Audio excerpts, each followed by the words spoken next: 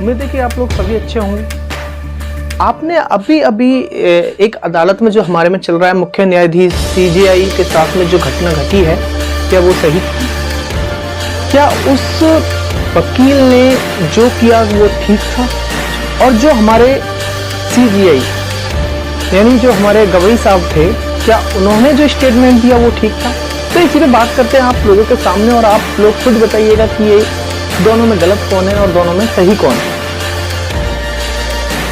अभी क्या होता है कि एक खजुराहो के मंदिर में एक हमारी विष्णु जी की एक मूर्ति है और वो खंडित है।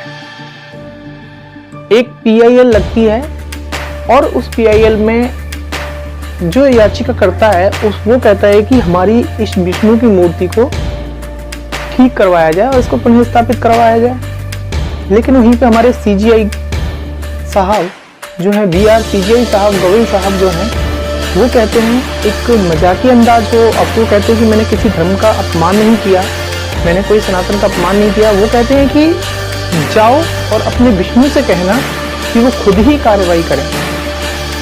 पहला स्टेटमेंट अगर मैं बात करूं कि क्या उनका ये कहना उचित था? जिस अदालत को इस देश की भगवान के एक अदालत मानी गई है, जिस देश के अंदर अदालत सब कुछ होती है, जहाँ पे सारे काम अदालत के द्वारा होते हैं, क्या एक चीफ जस्टिस के लिए ऐसा कहना ठीक था? नहीं। भावना किसी की भी हो, कोई भी हो, उनका सम्मान करना आपका काम है। यानी हमारे जस्टिस जो भी हैं, जो भी मुख्य न्यायाधीश हैं, उनका सभी के धर्मों का सम्मान करना, उनको सभी की बातों को सुनना, ये बहुत जरूरी है। जब भी हमारा एक सुंदर संविधान होता है, संविधान का जो खंडित होता है वो यहीं से होता है। लेकिन अब मैं बात करूं कि उसके बाद क्या हुआ। 6 अक्टूबर 2025 की सुबह की बात है, जब सारे वकील जाते हैं और अपनी अपनी याचिकाएं दायर करते हैं। तभी एक राकेश जो किशोर थे, राकेश किशोर ने क्या काम किया, पीछे से एक चिल्लाने की आवाज आती है कि हम सनातन का धर्म यानी हम सनातन का अपमान नहीं सहेंगे।